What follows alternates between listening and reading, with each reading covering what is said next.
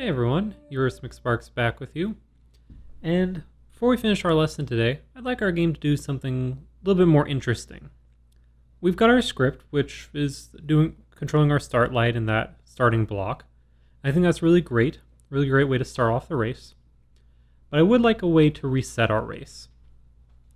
And what I mean by that is that we've got our two cars at the starting line, or at least I do. You may have just one car, or you can have more cars. Doesn't really matter.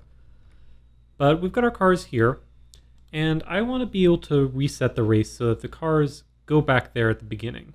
Because, if you're playing your game, at the moment, we run through it once, and that's great, but we like to be able to run it more than once. We like to be able to have a cycle to our game. And the first step of that, I feel, is to make sure the cars are in place at the beginning, so all the drivers always start off the same way. So how should we go about doing that? Well, we'll definitely have to do it with a script. And like I was saying before, it's good to have a little bit of a game plan going in before we start making our script. We can kind of change it up later if we need to, but let's get a general idea of what we're going to be doing. So my plan here is that I'm just going to include a button in the game world, basically just a block that you step on. And when you do, it will put all the cars back into position right at the start. Now I know a little bit about scripting and about how Roblox works, and I know that moving models can actually be a little bit tricky. So we are going to use a kind of a neat technique. We're actually going to remove all the cars from the game and just paste in copies that we have stored.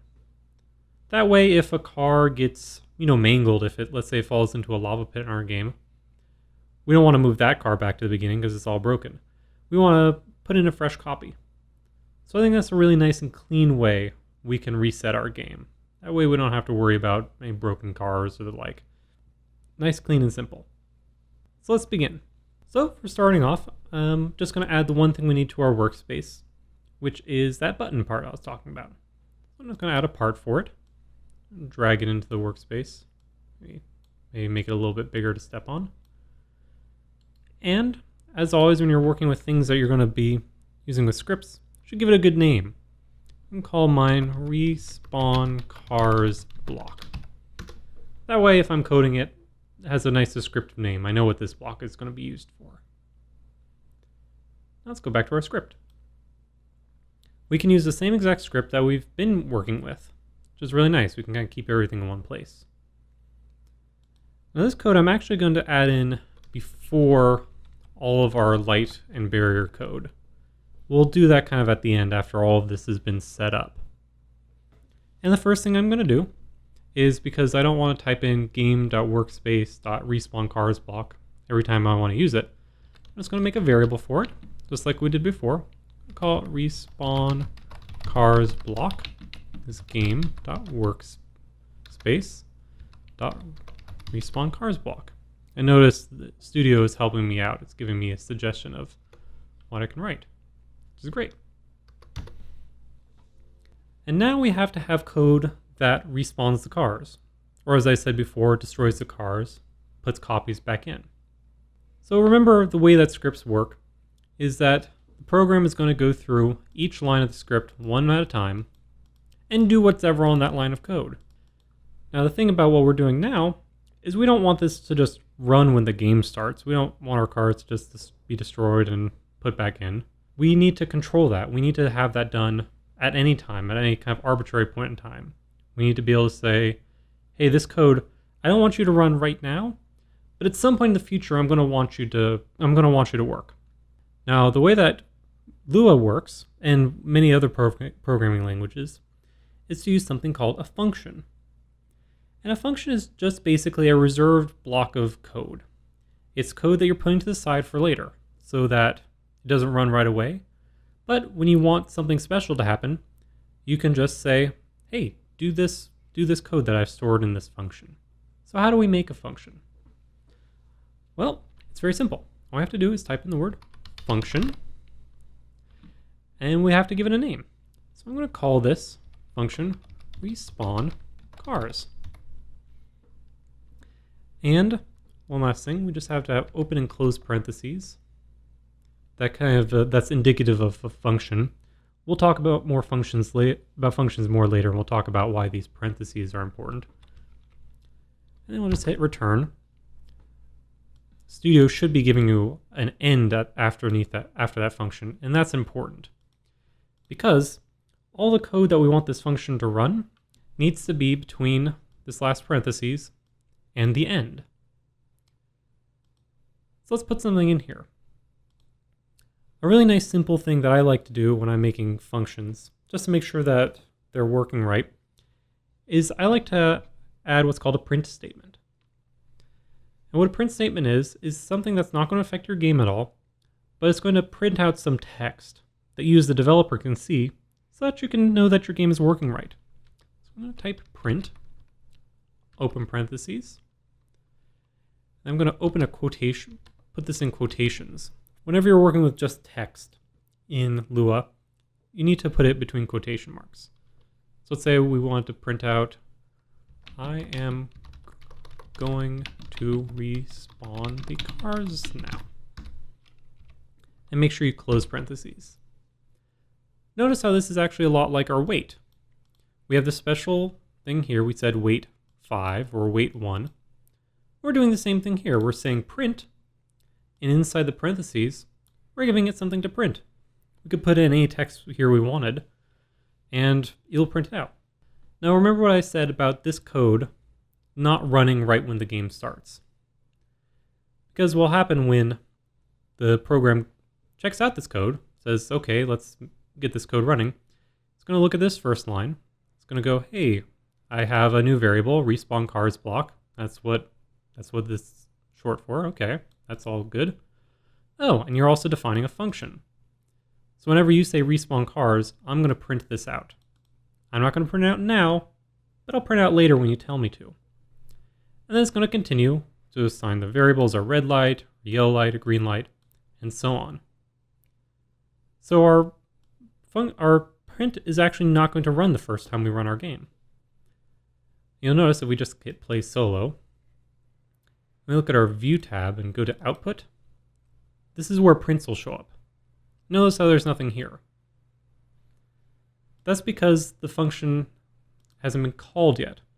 And calling is the vernacular, it's how programmers say that a function is told to be run. All I need to do to run a function is just use the name. So we called this respawn cars. After we define what the function is supposed to do, I'm just going to paste it, open and close parentheses.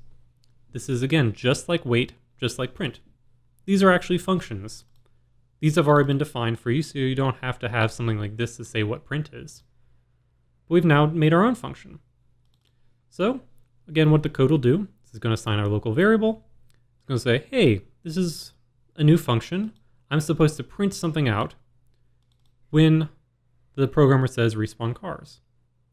And right after it, we say respawn cars. Let's see what happens. Hit play solo. And there it goes. It's printed, I am going to respawn the cars now. Really cool. What's also neat about functions is that you can reuse them. Let's say I said respawn cars again. We hit play solo. And look, it printed out twice. Using functions is a really key part of programming. It helps you organize your code. You can have a lot of stuff just consolidate it into one function. And especially important if you're repeating code, if you want to use the same thing over and over again.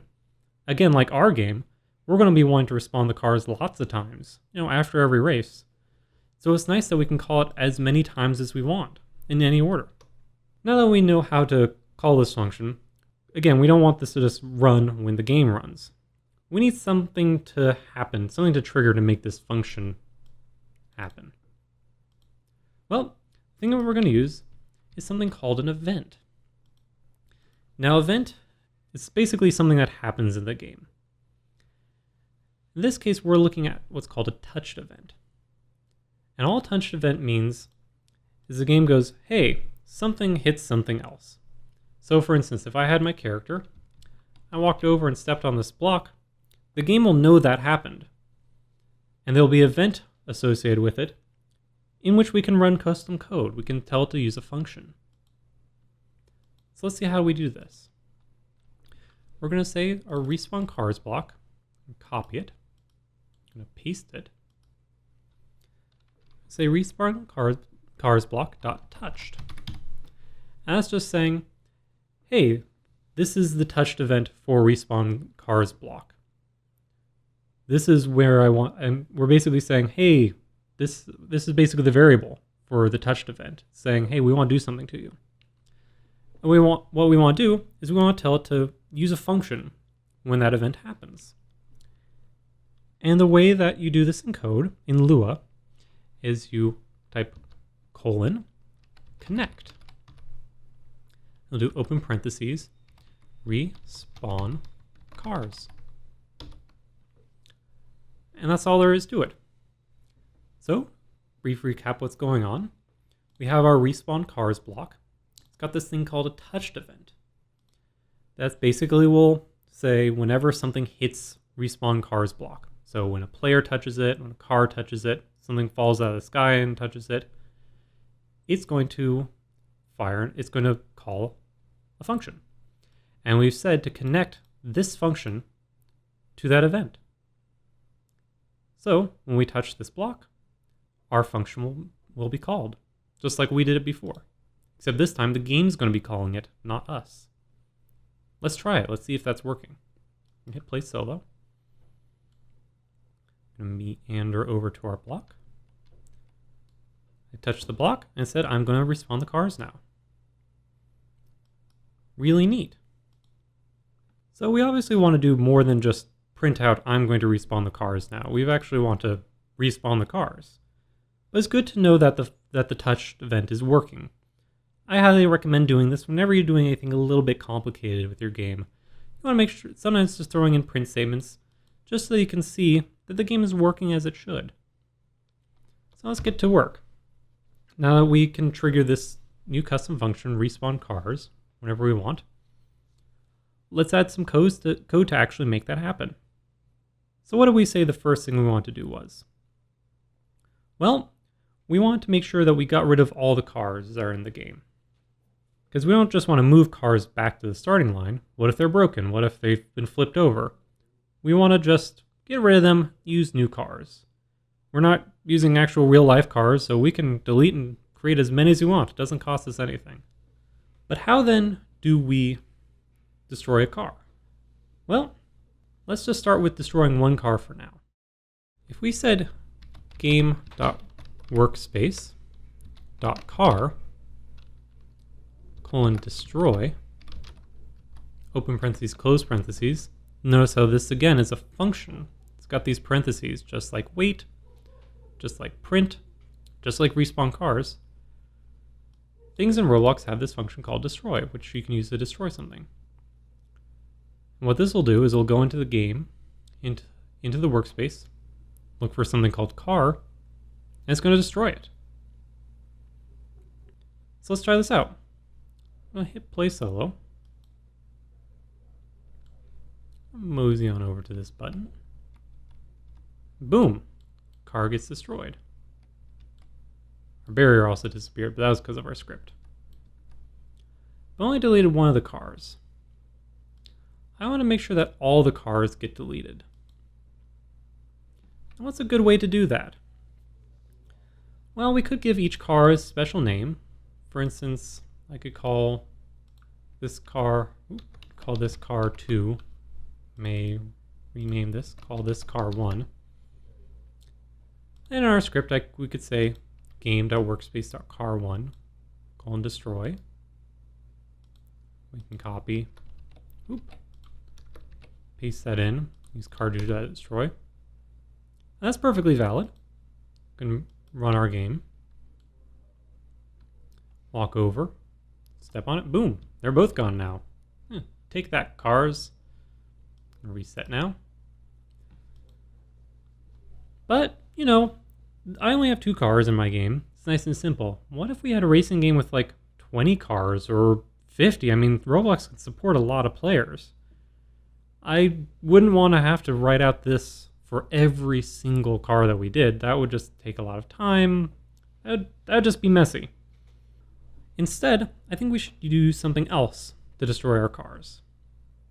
Move these down a little bit. I'm going to destroy this first one. Go back to car1, just car.destroy. I'm going to rename these back to just car as well. A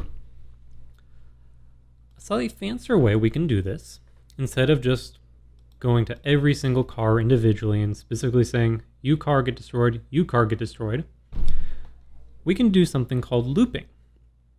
We can actually loop through all of the things in the workspace, look for anything that's a car, and say, hey, your car, get destroyed. That way, our script will work if our game has 2 cars, 3 cars, 100 cars, as many cars as we want, and we don't have to write as much code. So let's see how to do that. So there's several types of loops in Lua. The one we're going to use today is called a for loop. So a for loop, we're going to define like this. We're going to say for underscore comma object in pairs, open parentheses, game dot workspace colon get children, open parentheses, close that, type do. If we hit return, it'll automatically put an end. So this is a lot of text. Let's break it down. Let's make it a little bit simpler. So what's going on here? Let's start off actually with this little chunk of code right here. Game.workspace colon get children. Well, we see an open close parentheses. That looks like a function. You know, it looks like destroy, or it looks like wait. And it is a function. And what this does is this basically lists all the things that are in workspace. Whenever you say get children after something, it gives you a list of all the things that are underneath it. Remember how our Explorer is kind of like a big file directory? Well, saying game.workspace colon get children, it's like taking a look at this workspace and saying, hey, I want every single thing that's underneath you. Everything that's your child. That's the way that we call this in Roblox. Something that's inside a folder, we call that a child. Kind of like the folder itself, what the things are in, we call that the parent. So parent, child. And get children just gets all of the childs of something. In this case, we're looking at all the children of workspace. Now let's look at some of the other parts of this for loop. So let's look at this thing called object. Actually, let's look at both of these things right here. So I said for underscore comma object. Now what this is actually doing is this is declaring 2 variables. Now remember, a variable is just like a code name for something. It's just a temporary placeholder for it. So we have a variable here, respawn cars block, the red light variable, the yellow light variable. We're naming one variable underscore. We're naming the other one object. The reason I'm calling this one underscore is because it has a special purpose, but we're not going to use it. So I'm just giving it a really simple name that I'm going to be able to completely forget about. Doesn't really matter what we name this. We can call this one blah. Call this boo. I'm just leaving it as underscore just so that it doesn't distract me, because it's not really important for what we're doing. We need to type it out, because remember, code has to be very specifically written, otherwise the computer won't understand it. So it needs some kind of variable name here. We're just giving it something innocuous, something that we're not going to really use. This one is much more important though. So in this case, what's going to happen in this for loop is it's taking all the children, again, all the things that are in workspace, and it's going to look at them one at a time. And what it's going to do is it's going to say this variable object is whatever child is looking at the moment. And then it's going to keep going through the whole list. So when we start off our loop, it's going to start looking at terrain, and it's going to say object equals terrain. This is basically the same as saying object equals terrain.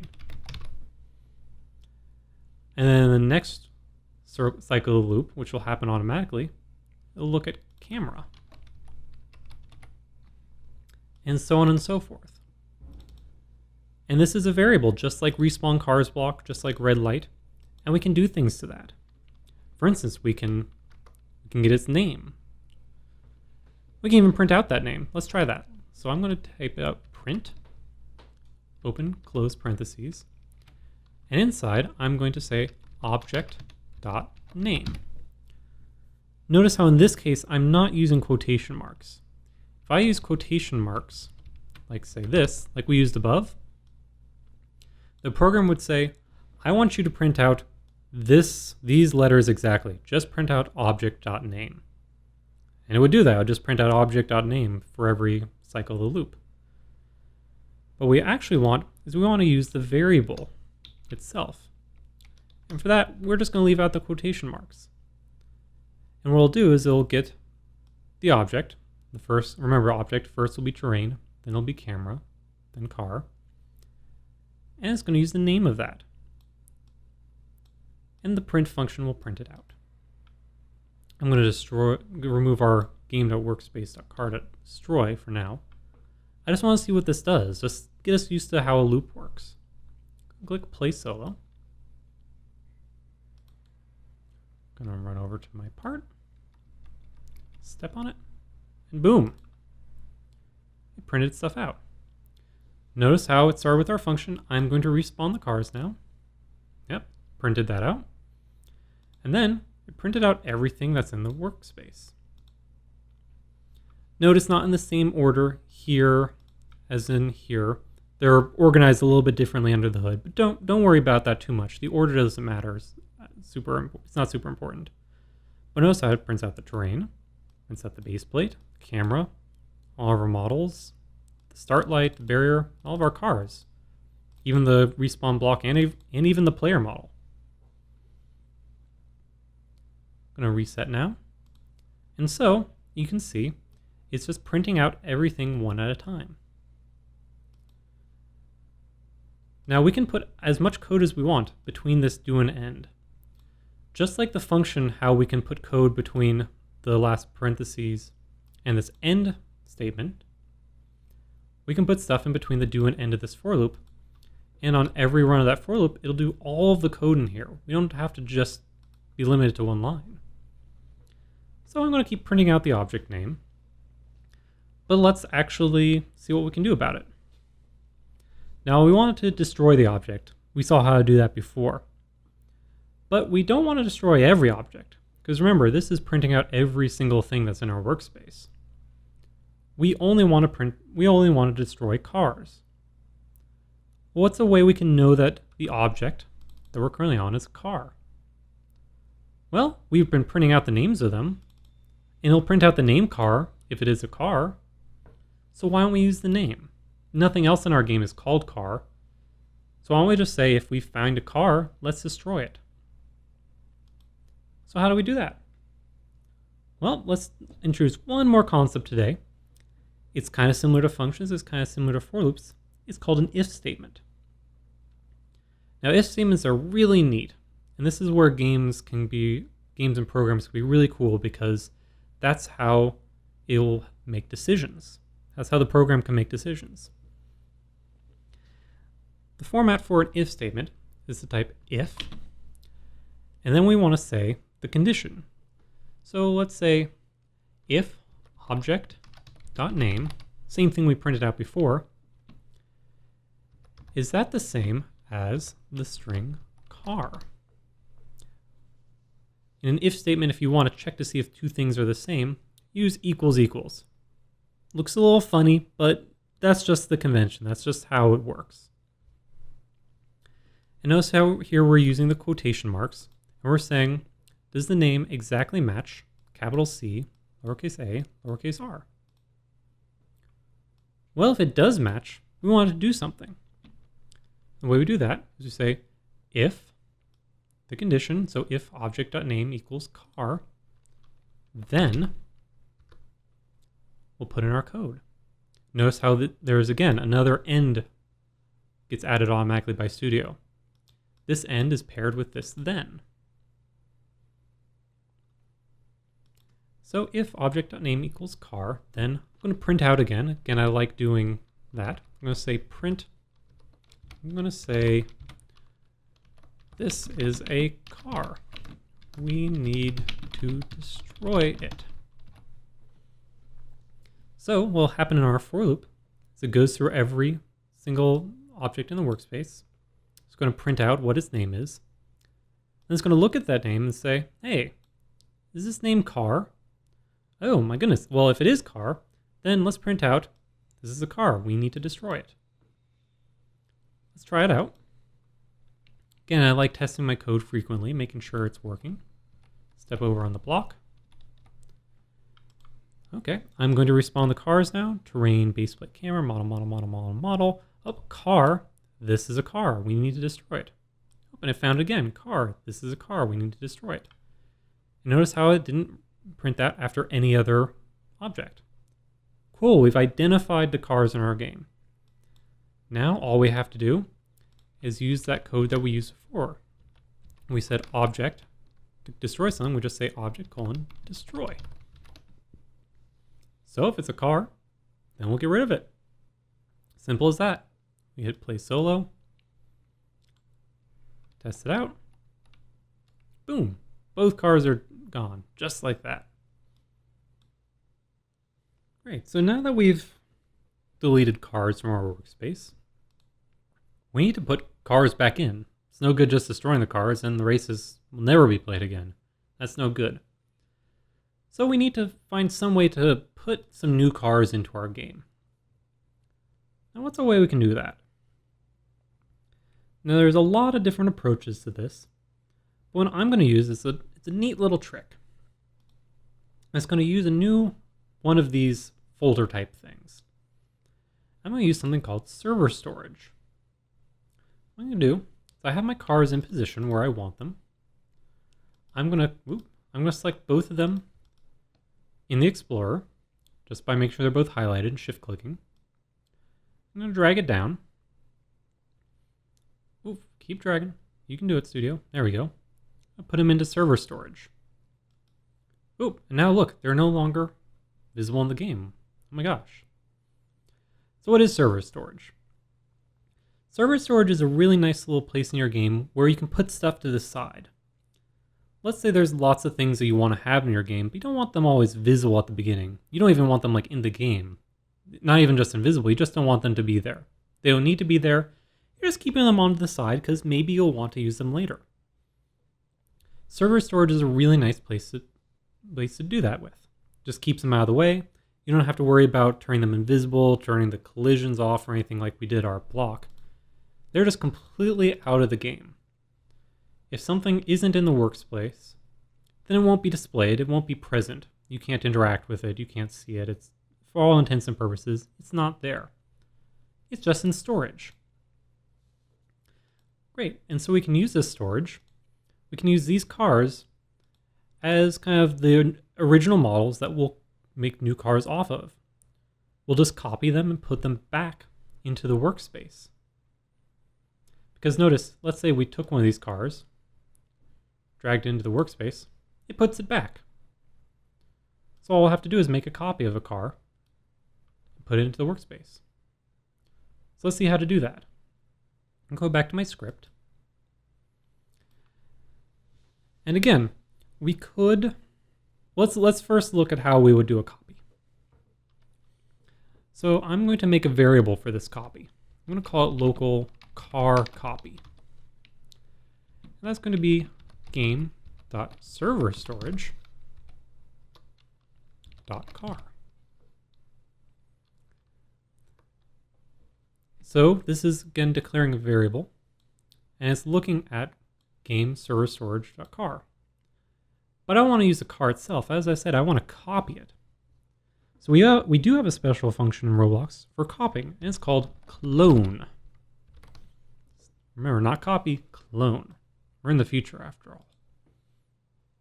What clone does is it just makes an exact copy of whatever you're telling it to clone. And we're saving that copy into this variable called car copy. Now we need to move it back to the workspace. So let's move this car copy to do that, we're going to say car copy dot parent. Remember how I said everything that is inside one of these so-called folders is a child. The folder itself is the parent. So right now, this car's parent is server storage. But we don't want the copy's parent to be server storage. We want to put it into the workspace. So we say car copy.parent equals game.workspace. And we'll just put it in there. Let's try that out and see what happens. So first it's going to destroy all the cars, and then it's going to make a copy of a car, put it in. And we'll mosey on over. Boop. There it is. Well, it doesn't look too good, does it? It did certainly copy it. We can open up the workspace and see there's a car there now.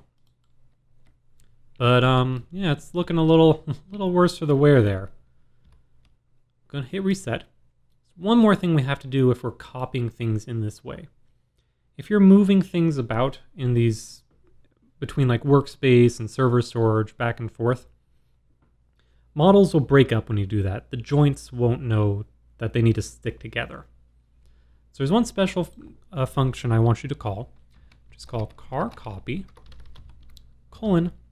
make joints. Open parentheses, close parentheses.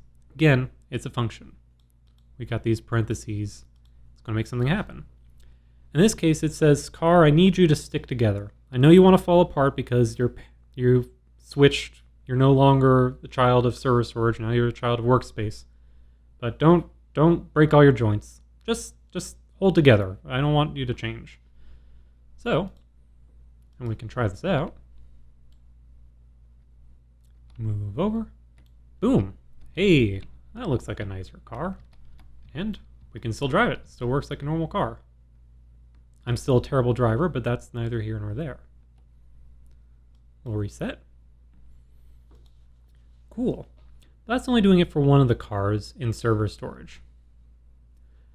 Like before, we could make we could do this for every single car that we put in here. But again, if we have like 50 cars, that's no fun. We want to make something that's nice and what's called modular. It'll work for a lot of different things. Let's use another for loop. And we're going to make it almost exactly the same way we did it before. Doing for underscore comma object in pairs. This time, instead of game.workspace, we're using game.serverStorage. Get children. Same exact thing as before. Exactly the same, except instead of going through the workspace, we're going through server storage. Because for everything in server storage, we only have cars here for now. We just want to make a copy of it. I'm going to cut this code, move it inside our for loop, because I want to reuse it. And I'm using tab to shift things over. Instead of making a new variable here, well, instead we're going to need a new variable for our new car. But instead of getting it the car this way, we're going to say object clone. Because remember what happens in a for loop. It's going to say, hey, server storage, I want to see all of the children, and then I want to go through each one of them and assign each one to object in turn. So the first time, object will be this car. The second run of the loop, object will be that car. And what we'll do in our loop is we'll say, hey, let's make a clone of the current car, save it into car copy, and we'll say car copy's parent is now game.workspace. It'll make sure it stays together. And it'll loop again automatically, and it'll look at the next car, clone it, put it in workspace, make sure it doesn't fall apart, and there we go. That's actually all there is to it. Try it out. Mosey on over to the brick, and boom, there are cars. And let's get in one and drive it around. Because remember, the whole point of this was if our cars moved, if they broke, we wanted to reset them and make sure they went back to the beginning. We know that destroying cars works. Let's make sure that this puts them back into place. So our cars are off into the wilderness. We step on our button, and boom. Remember, the computer does this so fast, it almost looks like they're teleporting, but you and I know, we know, that we're actually killing the cars. We're not killing them, we're just destroying them. And we're making copies. Really neat. And that's pretty much all there is to it. Click reset. And note, you can do this for any game really. It doesn't have to be a racing game. If for some reason in your game you want something to reset, you need to put a copy right back in the original place, this is a technique you can use. The one thing you want to make sure of is you want to make sure that the models are in the right spot initially. So make sure all the models are in the workspace. They're positioned exactly where you want. So I'll make sure that these are exactly where I like them. In fact, let's do a test. What if we wanted to have 3 cars? I'm going to copy and paste this one. There we go. I've got 3 cars exactly where I want them. I'm going to take all of them, move them down to server storage. And remember, because we're using loops, this should work. This should respawn all 3 cars. Hit play solo. And boom, there they all are. So yeah, definitely feel free to use this in any of your games. Just remember, you want to make sure that they're in position, the correct position initially, before you move them to server storage. Because server storage will remember where the cars were. And when you move them, make a copy, move it back to the workplace, it'll move back to exactly where it was. So I hope you've enjoyed the lesson. We will certainly be picking this up last week and finish off our game. But until then, this has been UristMcSparks with Roblox. And remember, you make the game.